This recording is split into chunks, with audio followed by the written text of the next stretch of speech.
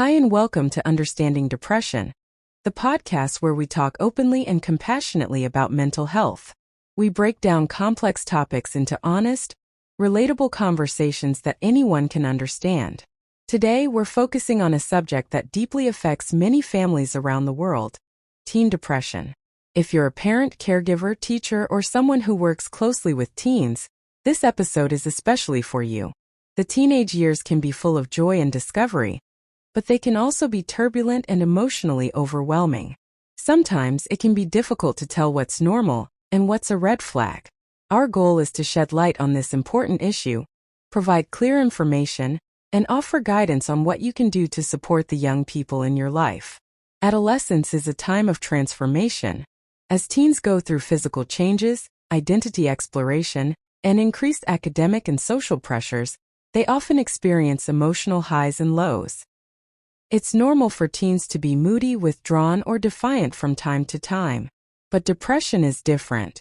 Teen depression is a diagnosable mental health condition, not a weakness or a phase.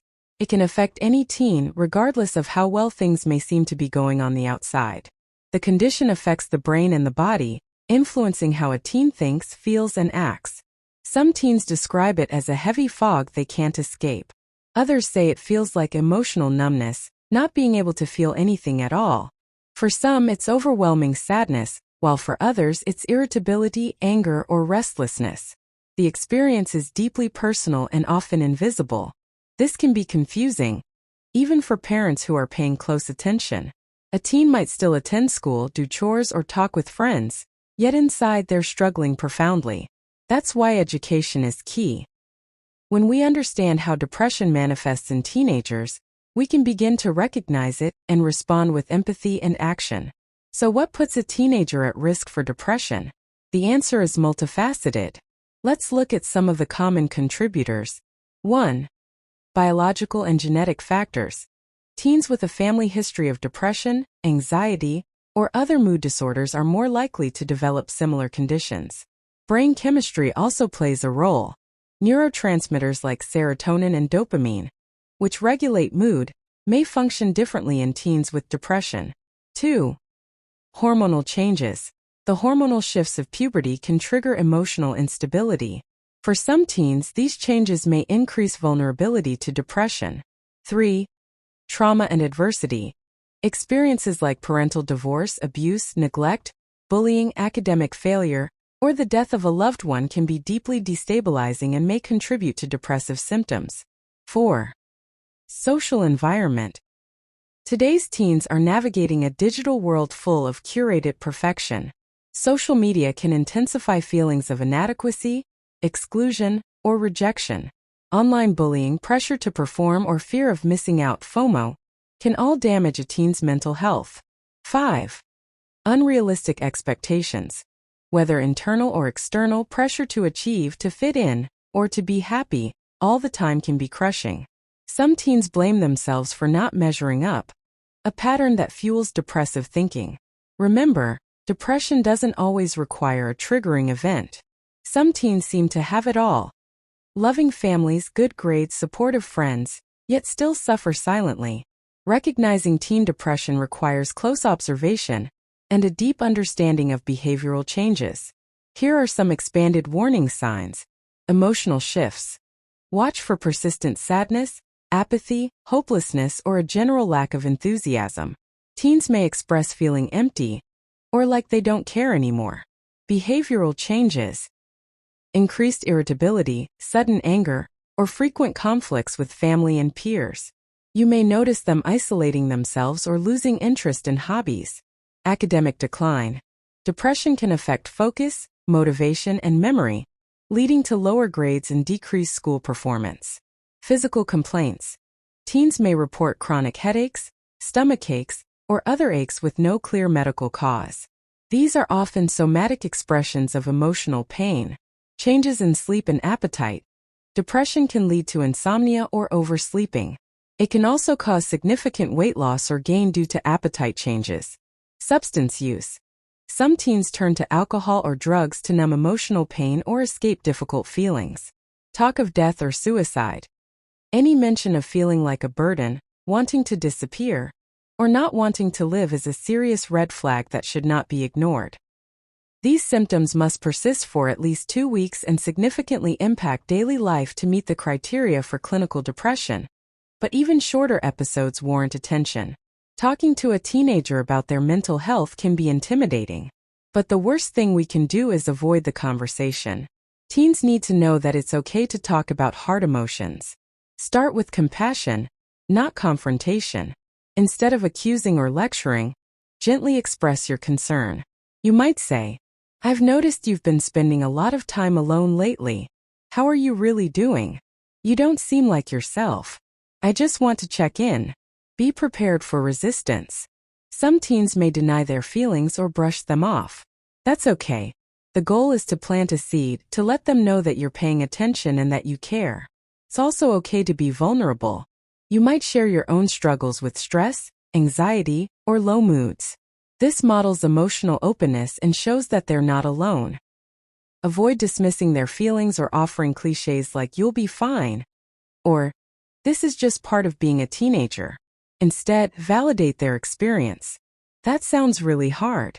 I'm here for you no matter what." Getting professional help is a critical step in addressing teen depression. Start with a comprehensive evaluation from a pediatrician, psychologist, or psychiatrist. Therapy is often the first line of treatment. Cognitive behavioral therapy, CBT, helps teens challenge negative thought patterns and build healthier coping strategies. Interpersonal therapy, IPT, focuses on relationships and communication skills. In some cases, medication like selective serotonin reuptake inhibitors, SSRIs, may be recommended. These should always be prescribed and monitored by a qualified psychiatrist, especially since teens can respond differently to medication than adults. It's important that therapy feels like a partnership. Encourage your teen to express their preferences about therapists or treatment goals. When they feel included, they're more likely to engage. Additionally, schools often have counselors or psychologists who can support your teen during school hours. Don't hesitate to involve them if needed. Recovery from depression is a gradual process. As a parent, you play a vital role. Here are deeper strategies to support healing. Establish routines. Predictable daily schedules help reduce anxiety and create a sense of safety. Model self-care. Let your teen see you prioritizing rest, healthy eating, boundaries, and emotional balance. Be mindful of your reactions. Avoid guilt-tripping or overly focusing on fixing things. Focus on listening and connecting. Offer choices. Instead of demands, offer options. Would you rather talk now or later? Gives your teen a sense of control. Limit criticism.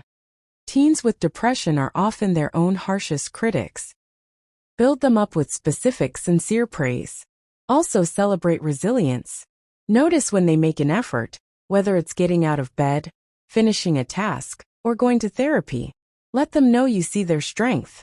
Suicidal thoughts can be part of depression, and early intervention can save lives. In addition to verbal expressions, be alert for nonverbal cues. Sudden calmness after a depressive period may indicate a decision to act. Risky or self-destructive behavior, reckless driving, substance abuse, withdrawal from loved ones, or farewell messages. Talk about suicide directly. Have you thought about ending your life? Is a brave, caring question, not a dangerous one. Studies show that asking does not increase the risk. It opens a vital door. If your teen is in immediate danger, call emergency services or a suicide prevention hotline. Remove access to weapons, medications, or anything that could be used for self-harm. Depression can feel like a long, dark tunnel. But there is light at the end. Many teens recover fully and emerge stronger and more self-aware. Recovery is not linear. There will be setbacks. Some days will be better than others. But with consistent support, therapy, and compassion, healing is absolutely possible. As a parent, don't underestimate your influence. Your steady presence, your encouragement, and your belief in your child's worth are lifelines. If you're parenting a teen with depression, please take a moment to acknowledge your strength. It's not easy. You may feel helpless, scared, or burned out. You may blame yourself. But you're doing something powerful just by showing up. Seek support for yourself too. Parent support groups, therapy, online communities. These are places where you can share openly and recharge emotionally. You don't need to be perfect. Just be present. Be loving. Be willing to learn. Your child's depression is not a reflection of your failure. It's a call for connection, understanding, and care. Thanks so much for joining us on this episode of Understanding Depression. If this episode touched you or helped in any way, please consider liking, subscribing, and sharing.